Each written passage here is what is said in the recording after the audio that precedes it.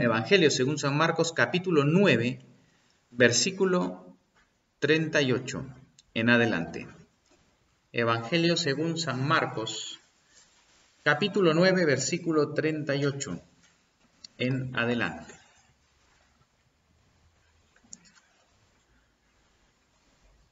Juan le respondió diciendo: Maestro, hemos visto a uno que en tu nombre echaba fuera demonios, pero él no nos sigue, y se lo prohibimos, porque no nos seguía. Pero Jesús dijo: No se lo prohibáis, porque ninguno hay que haga milagro en mi nombre, que luego pueda decir mal de mí. Porque el que no es contra nosotros, por nosotros es.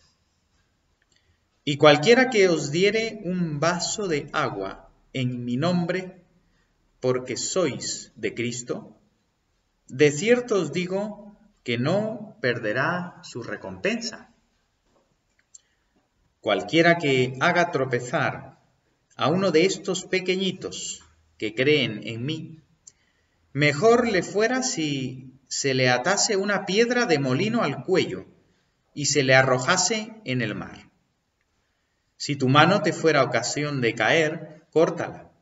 Mejor te es entrar en la vida manco que teniendo dos manos ir al infierno, al fuego que no puede ser apagado, donde el gusano de ellos no muere y el fuego nunca se apaga. Y si tu pie te fuere ocasión de caer, córtalo. Mejor te es entrar en la vida cojo que teniendo dos pies ser echado en el infierno al fuego que no puede ser apagado, donde el gusano de ellos no muere y el fuego nunca se apaga. Y si tu ojo te fuere ocasión de caer, sácalo.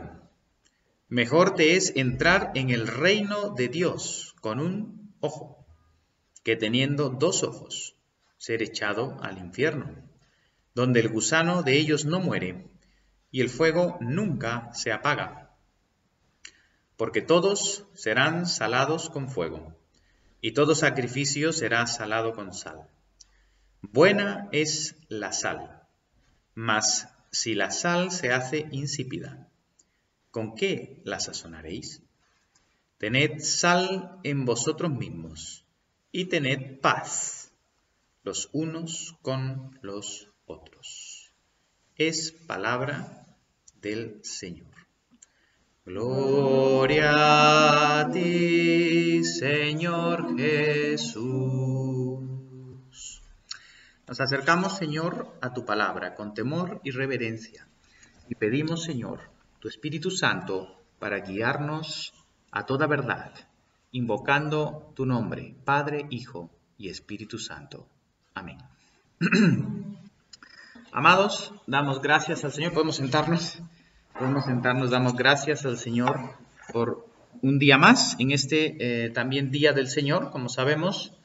La Santa Comunión, el culto cristiano, la Eucaristía, desde ya los tiempos del mismo Señor, los apóstoles, normalmente celebraba la tarde o la noche de lo que es el sábado, porque ya es en el pensamiento y en el horario judío, ya es el inicio del domingo, del primer día de la semana, ¿no? Entonces, normalmente pues el culto cristiano también se ha celebrado las noches del sábado y también, por supuesto, ya el domingo mismo, el día central de la resurrección del Señor. Y nos acercamos esta noche a la palabra de Dios en esta lectura del Evangelio que estamos considerando en estos capítulos de San Marcos, ¿no? Y para acercarnos a esta parte que hemos visto hoy en la lectura del Evangelio, tenemos que pensar un poquito en el contexto y en lo que hemos visto antes. Si os acordáis, la semana pasada hemos visto al Señor que vuelve a Galilea con sus discípulos, y al volver a Galilea con los discípulos, Él está caminando con ellos, va a la casa en Cafarnaúm, muy probablemente la casa de Pedro, que como os he dicho, hasta el día de hoy sigue siendo una iglesia, ¿no? Hasta el día de hoy hay una iglesia, y desde los primeros tiempos, pues allí se ve congregada la familia de Dios. Y esa figura de Cristo allí en medio de los suyos, en medio de su asamblea, y él, como vimos, se sienta, ¿no?, a dar cátedra, ¿no? Y esa es la palabra que hemos visto de donde viene cátedra, justamente. Él se sienta allí para enseñarles. ¿Y de qué les estaba enseñando el Señor? Acordaos, ¿de qué venían discutiendo ellos por el camino? Ellos venían discutiendo por el camino de quién sería el mayor. Esa era la discusión de ellos, esa era la conversación de ellos. Ahora, interesante también ver que en esa conversación, cuando ellos venían viendo quién sería el mayor, el Señor no les reprende por ver quién era el mayor. La reprensión no fue por ver quién sería el mayor, sino por de qué forma querían ser el mayor, lo que para ellos significaba ser el mayor, ¿verdad? Ahí es donde el Señor va. El Señor, por supuesto, ha establecido en la iglesia un orden, y en la iglesia, por supuesto, hemos visto que hay personas que van a liderar, que van a presidir, que van a dirigir, que van a ser los primeros. Es más, San Pablo dice en la epístola a Timoteo, el que anhela obispado, buena obra desea, dice San Pablo. O sea, no hay nada malo en anhelar, en desear, digamos, el obispado o en anhelar el ser, pues, un pastor, un ministro, alguien que está delante presidiendo la asamblea de Dios. ¿Bien? No hay nada malo en esto. El tema es de qué manera se quiere ser el primero. Porque ahí es donde el Señor les reprende, porque en la mentalidad, por supuesto, mundana y hasta el día de hoy, y en el mundo perdido, pues el primero es el que manda y es el que tiene todos los privilegios, ¿no? Es el que está por encima y todos están para servir al que está arriba, ¿no? Y ese es como los reyes en este mundo y como los principales de este mundo quieren ser los primeros. Pero el Señor dice, no, en mi reino es al revés. El que quiere ser el primero, y ahí está diciendo que puedes querer ser el primero en algo en el reino de Dios, así como puedes querer, en este caso, servir a Dios siendo el primero en cualquier cosa a la que Dios te llame. Dentro de la obra tú puedes decir, oye, yo quiero ser el primero, ¿no? O quiero estar allí delante sirviendo al Señor. Bien, pero tienes que comprender que ser el primero en el reino de Dios implica ser el siervo. Implica que tú tienes que servir, que tú eres llamado a ponerte debajo, es una pirámide invertida en la que tú estás allí para servir, así como Jesús dice, yo no he venido para ser servido, sino para servir, ¿verdad? Y para dar mi vida por muchos. Y ese es el llamamiento de Cristo a todo aquel que quiere ser primero, en cualquier llamamiento dentro de su reino. Y esa es la dinámica, ese es, digamos, el contexto en el que está el Señor hablando con los discípulos. Y en medio de eso hemos visto que toma un niño, ¿no? Es lo que hemos visto. Toma un niño y en ese momento habla, pues, el que reciba un niño como este, ¿no? ¿Por qué toma al niño? Como hemos visto también en Mateo y en Lucas, toma al niño para darles el ejemplo y decirles claramente, el que quiera realmente seguirme, tiene que ser como un niño. Tiene que humillarse como un niño, tiene que tener la sencillez de un niño y estar dispuesto a servir también como un niño. Muy probablemente ese niño les estaba sirviendo en esa casa. Entonces, esa debe ser la actitud del siervo, la actitud y el corazón de aquel que quiere ser el primero en el reino de Dios, es una actitud de servicio, de humildad, de humillación, de sencillez, de trabajo, no de ostentación ni estar por encima, no.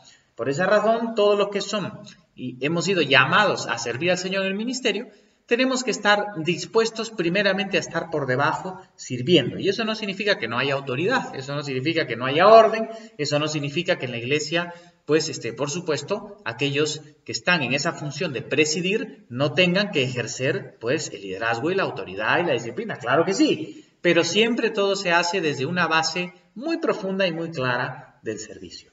Estar dispuesto a morir a uno mismo sirviendo a las ovejas del Señor. Y eso, el llamamiento para todos los que tienen que servir, y todos los cristianos son llamados, ya lo sabemos, a servir en medio de la casa de Dios. Ese sacerdocio santo que es el pueblo de Dios, un servicio verdadero a Dios. Bien, ahora, en medio de toda esta situación, ahora aquí vemos que Juan le responde. Aquí vemos una respuesta de Juan. Juan a veces era también impulsivo, a veces un poquito como Pedro, pero también como un joven, ¿no? Juan era joven y él a veces sale, ¿no? Como con su hermano, ¿no? Cuando salen de esa aldea, ¿no?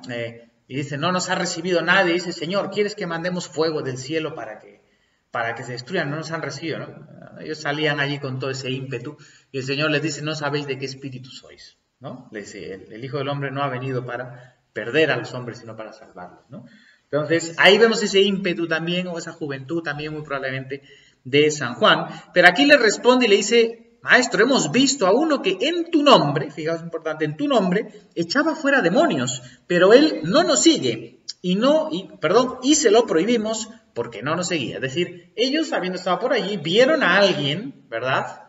Y justo el Señor le estaba hablando de aquellos discípulos que son como niños, que los primeros pues tienen que ser los que sirven. Y Juan sale con esto, ¿no? Que de pronto había alguien allí que no estaba en ese grupo con ellos, pero estaba anunciando el nombre de Cristo, Y probablemente este joven, por la respuesta de Jesús, era uno de aquellos pequeñitos a los que Jesús se refiere, que estaban anunciando al Cristo de verdad, pero Juan quería callarle la boca un poco porque no estaba en ese momento con ellos allí.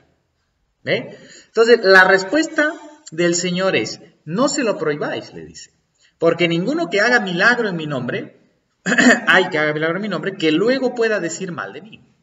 Fijaos que este hombre que estaba anunciando a Cristo, estaba obrando realmente el poder del Espíritu, los poderes del reino se estaban moviendo por el nombre de Cristo a través de él. O sea, no era un falso, no era un perdido, ¿no? Él estaba anunciando realmente el nombre de Cristo y estaba expulsando demonios, ¿no? De algunas personas, o sea, que realmente estaban operando los poderes del reino de Dios a través de ese anuncio del nombre de Cristo. Entonces le dice, ninguno hay, dice Jesús, que haga milagro en mi nombre que luego pueda decir mal de mí, ¿no? Si te está anunciando mi nombre y está diciendo la verdad acerca de mí, pues entonces le está diciendo el Señor, no se lo prohibáis, ¿verdad? Porque el que no es contra nosotros, dice, por nosotros, es decir, el que no está yendo en contra de nuestro mensaje, es por nosotros. Esto es muy importante porque esto tampoco significa que cualquiera que hable de Jesús está correcto y todo bien, no. Aquí está diciéndole Cristo que si Él está por nosotros es porque está anunciando al Cristo verdadero. O sea, este hombre estaba anunciando al Cristo de verdad, al mensaje del Evangelio verdadero. Este no era como decir hoy, pues, de una secta de la nueva era que habla de un Jesús que puede ser muy bueno, pero que no es el Hijo de Dios de las Escrituras. No está hablando de eso, está hablando de uno que está anunciando realmente a Cristo. El que no es contra nosotros, por nosotros es. Es decir, el que no se está oponiendo al mensaje de Cristo que nosotros estamos anunciando, ¿verdad? ¿Por qué es importante esto? Porque esto nos llama muchas veces a sujetarnos en nuestras actitudes entre cristianos.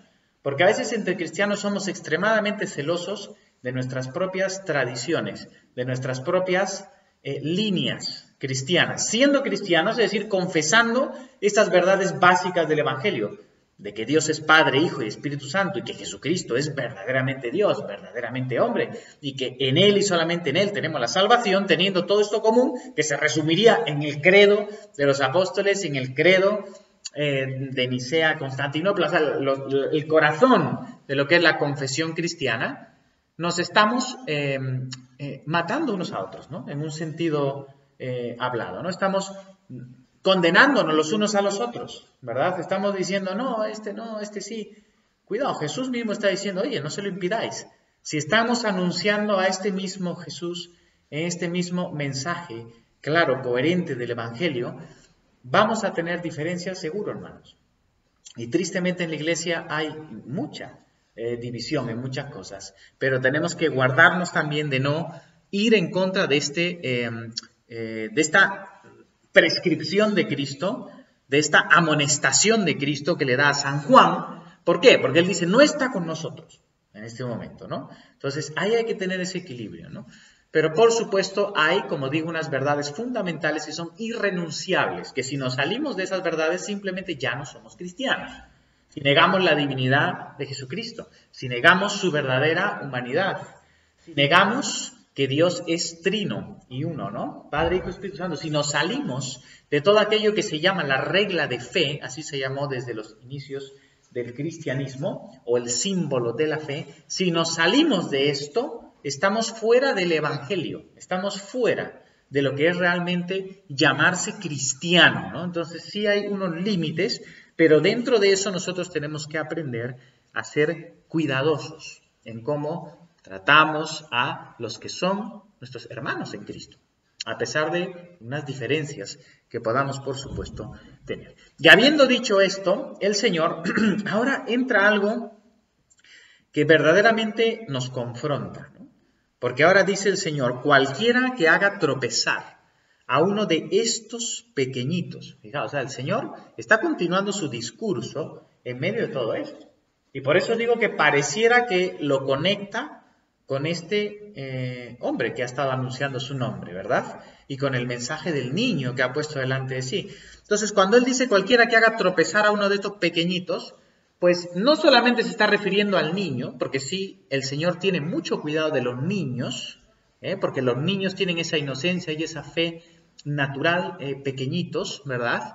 Pero se está refiriendo a aquellos que Él llama sus niños o sus hijos, a los que creen en Él, ¿verdad? Aquellos que como niños han venido a esa fe sincera de entregarse a Cristo. Y Él dice, cualquiera que haga tropezar a uno de estos pequeñitos, y esa palabra tropezar es una palabra que se refiere a poner un tropiezo, a poner un lazo, a poner una trampa para que una persona caiga y se salga del camino. Esa es la idea de esto.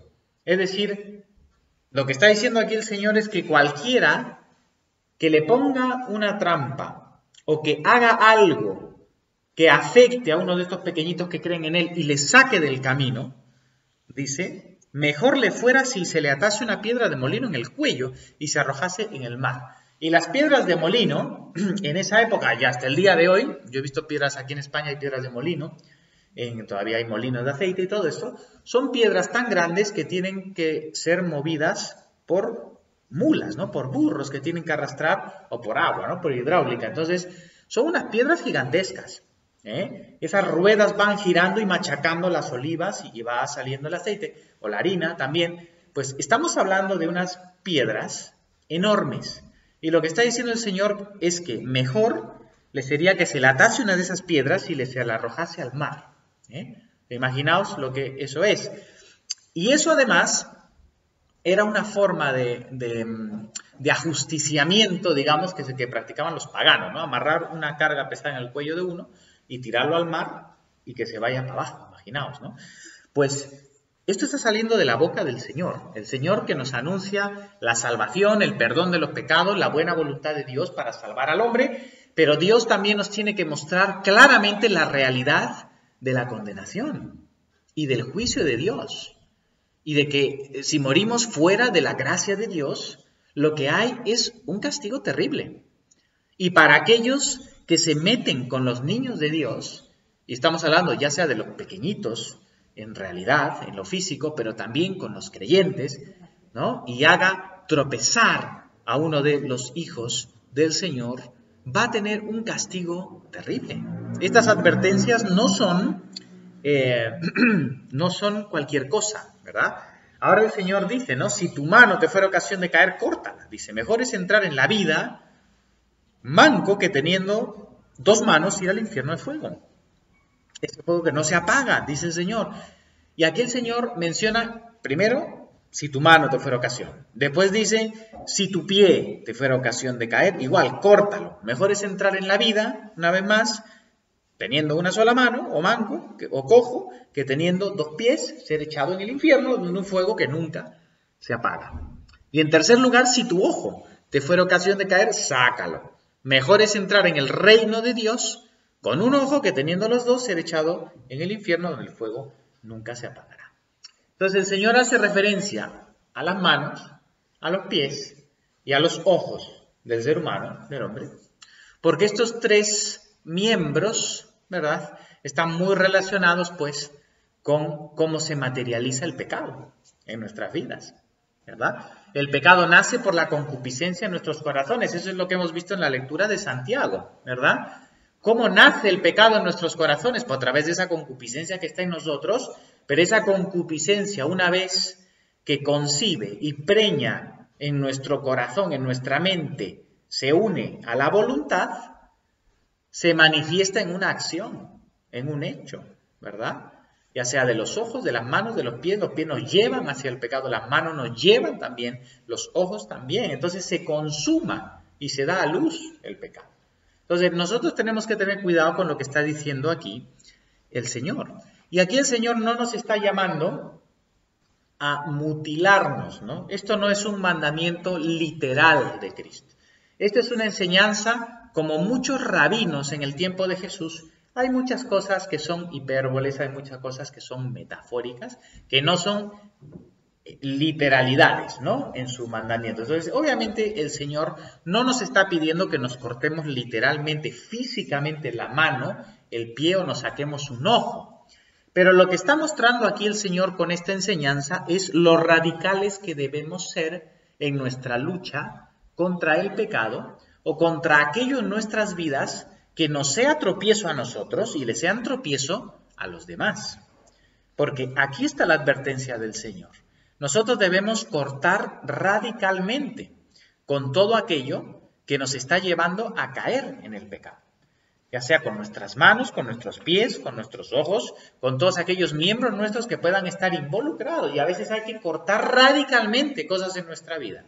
Hay que cortar relaciones con ciertas personas, hay que cortar prácticas o hábitos que tenemos radicalmente, hay que cortar con lugares que visitamos y frecuentamos genuinamente, tenemos que cortar radicalmente con cosas que utilizamos, o por ejemplo, cosas que utilizamos en el internet, aplicaciones, canales de televisión, centros comerciales que frecuentamos. Hay muchas cosas que a uno le pueden significar tal tropiezo para él o para los demás que los tienen que cortar de forma radical. Y el llamamiento de Cristo es a ese. A que nosotros tenemos que tomar esa determinación radical de apartarnos de aquellas cosas que nos llevan, nos inducen al tropiezo y a nosotros nos van a llevar a arrastrar a otro al tropiezo. Que también es lo que Cristo está diciendo aquí. La gravedad de esto es que si yo le sirvo de tropiezo a un hermano, a alguien que está en los caminos del Señor y por mi testimonio, por lo que yo hago, le soy tropiezo, le soy lazo y se aparta del Señor, ¿verdad? Aquí lo que dice es que las consecuencias son terribles, ¿verdad?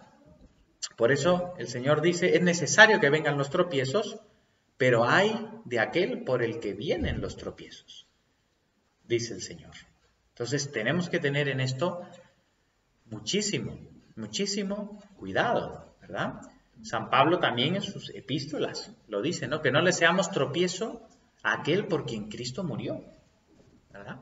Que por la comida, por la bebida, por cosas que hacemos, no le seamos tropiezo a aquel por quien Cristo murió. Entonces aquí el Señor nos muestra esa gravedad y además nos muestra la realidad del castigo eterno del infierno, que esa es otra cosa. Muchas veces se nos olvida, pero Cristo habla, es el que más habla del infierno. Cristo habla de la realidad del infierno y de la condenación. Eso no es una broma, no es una metáfora. El infierno no es una mitología, es una realidad para todos aquellos que rechazan la gracia de Dios y no se acogen a la salvación y a estar en Cristo, que nos libra justamente de la ira venidera, porque el juicio de Dios viene. La realidad de la condenación está totalmente clara en las Escrituras, la realidad del infierno. Dios quiere que todos sean salvos y vengan al pleno conocimiento de la verdad, y por eso ha enviado a Cristo, el amor de Dios entregando al Padre, el amor del Hijo mismo entregándose en la cruz hasta nosotros y la donación del Espíritu Santo derramado en la iglesia y llamándonos y convenciéndonos de pecado y diciéndote arrepiéntete y cree en Cristo. Ven a Cristo y sírvele. Renuncia al pecado, renuncia a la maldad y sé salvo, porque Dios ha hecho todo esto para salvarte. Pero si tú te niegas a esto, el que no cree ya ha sido condenado, dice Juan. Ya ha sido condenado. ¿Por qué? Porque no ha creído en el unigénito Hijo de Dios. Y que Cristo vino para salvar a los pecadores. Pero este mundo prefirió vivir en tinieblas, prefirió las tinieblas antes que la luz. Y allí está la justa retribución del pecado y de la caída, del infierno que fue creado para Satanás y sus ángeles. Para ellos fue creado. Pero Él está llevando a mucha gente allí engañada. ¿Por qué? Porque se rebelan, se unen a la rebelión de Satanás. No queriendo seguir a Cristo, no queriendo ser fieles a Cristo, recibir el Evangelio y seguir a Jesús. Entonces, esta es una realidad terrible y cada uno de nosotros tiene que constantemente tener esto claro. Yo tengo que vivir en el Evangelio, es decir, volviéndome a Cristo todo el tiempo, arrepentimiento y fe, siguiendo a Cristo, enderezándome en el camino de seguir a Jesús. Y los unos a los otros animándonos, exhortándonos a seguir en la obediencia a Cristo. Caminar en los caminos de Cristo y traer a otros. Ven, huye de la ira venidera. Ven que en Cristo hay perdón de pecados, en Cristo hay vida eterna, en Cristo hay redención para ti. Hay salvación, ven, arrepiéntete, cree, vuélvete al Señor. Que en Él hay vida en abundancia. No vayas hacia la perdición. No vayas hacia el infierno, de ese fuego que nunca se apaga. El amor de Dios ha sido manifestado en Cristo. Habiendo dicho esto, ¿no? El Señor, y habiendo hablado 3 veces, porque aquí 3 veces repite esta idea de la condenación y del infierno, para todo aquel que no toma esa radical decisión de renunciar al pecado y a todo lo que le arrastra al pecado, ¿verdad? Y a todo lo que le lleva a arrastrar a otros, ¿verdad? Y esto es lo que tiene que haber. Y dice el Señor, versículo 49, porque todos serán salados con fuego, y todo sacrificio será salado con sal. Es un versículo difícil de interpretar. Siempre, a lo largo de la historia de la Iglesia, han habido diferentes interpretaciones. No es sencillo interpretar este versículo, pero casi en muchos de los maestros de la fe han entendido en este versículo cuando dice, porque todos serán salados con fuego, que puede ser una referencia justamente al juicio, ¿no? Al juicio de Dios, que todos serán salados con fuego, que todos pasarán por ese juicio de Dios. San Pablo nos dice que todos nosotros compareceremos, y está hablando a la iglesia, compareceremos ante el tribunal de Cristo, para que Él nos retribuya según lo que hemos hecho, por supuesto lo que hemos hecho movidos por su gracia, y si hemos nosotros respondido y cooperado a esa gracia de Dios, pero también por supuesto aquellos que no respondieron nunca a la gracia, ¿no? Serán juzgados tristemente sin tener a Cristo como abogado, ¿no? Por lo cual evidentemente no hay forma de escapar.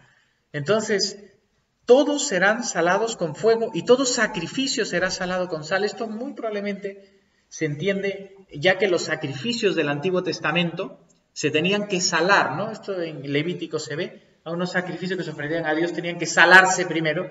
Y esto muy probablemente se refiere a lo que San Pablo llama en la Nueva Alianza el sacrificio del mismo cristiano, que nosotros nos entregamos a Dios como un sacrificio vivo. Y tenemos que ofrecernos a Dios como un sacrificio vivo salado con sal, ¿no? ¿Y eso qué significa? Pues lo que dice el Señor a continuación. Dice, buena es la sal. Mas si la sal se hace insípida, ¿con qué la sazonaréis? Tened sal en vosotros mismos y tened paz los unos con vosotros. La sal, esta mañana, mientras estaba en casa con la hermana Silvia, justo hablamos de esto y estaba pensando en esto, del sermón. Estaba la hermana Silvia haciendo la salsa picante, ¿no?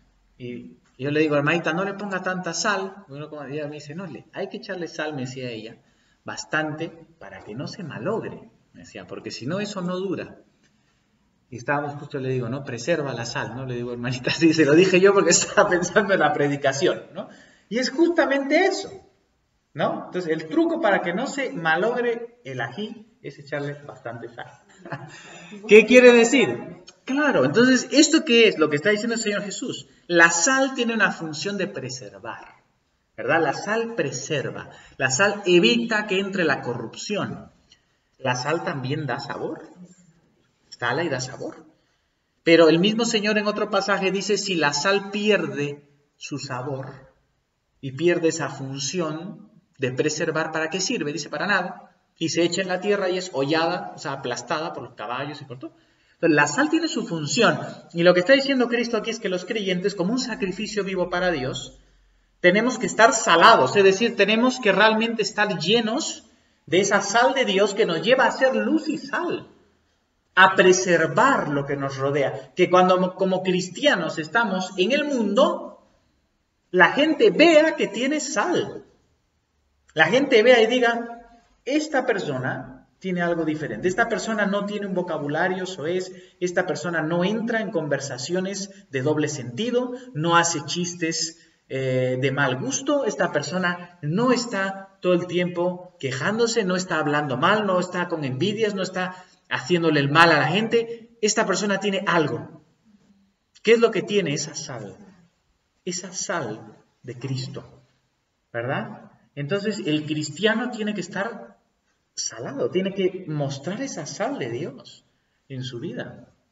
Y es eso lo que nos está diciendo aquí el Señor, esa sal que preserva. ¿Por qué? ¿Por qué preserva? Porque son los cristianos, con esa sal de Dios, que con su testimonio y su vida, preservan dentro de este mundo corrupto muchas cosas. La presencia de un cristiano en muchos lugares de corrupción lo que hace es purificar ese lugar. Lo que hace es limpiar ese lugar. Evitar que la corrupción crezca en ese lugar. ¿Por qué? Porque hay cristianos en ese lugar que están haciendo lo correcto, que están refrenando la maldad, que están mostrando la sal de Cristo. Están siendo sal. Están preservando y dando sabor, mostrando la realidad del reino, la justicia del reino de Dios en medio de un mundo corrupto, ¿verdad? Y dando sabor. Mas si la sal se hace insípida, ¿con qué la sazonaréis? Dice el Señor. Entonces nosotros tenemos que ver siempre que seamos sal. Cómo hablamos, cómo pensamos, cómo respondemos, cómo nos vestimos. Porque en cómo ya nos vestimos y nos ve la gente, ya nos ve si somos diferentes y somos sal o somos parte del mundo y de la corrupción. En cómo respondemos, en cómo trabajamos, en el ejemplo que damos con nuestro trabajo, con nuestra responsabilidad, con la misericordia y el amor, la caridad que mostramos hacia el que nos rodea. ¿Qué estamos haciendo? Sal. Estamos mostrando esa sal. Y eso es lo que Cristo nos dice. Tened sal en vosotros mismos y tened paz los unos con los otros. Que esto tiene esa relación con lo que Juan le había dicho, ¿no? Tened paz entre los cristianos. Aunque tristemente no podamos estar tan unidos como deberíamos, por lo menos tengamos paz y caridad entre los cristianos. Amémonos, respetémonos y anunciemos a ese mismo Cristo glorioso que es nuestro Señor, ¿verdad? Que el Señor nos ayude, hermanos, sinceramente, porque somos débiles, pero la gracia de Dios está con nosotros. Así que pidámosle de corazón que podamos ser así, sal, que podamos ser sacrificios vivos para Él, podamos adorarle, podamos guardar nuestras vidas de la caída, del tropiezo y guardarnos de ser tropiezo a otros. Y si alguna vez lo hemos sido, pidamos perdón a Dios e intentamos enmendar lo que hemos hecho y nunca ser tropiezo a nadie.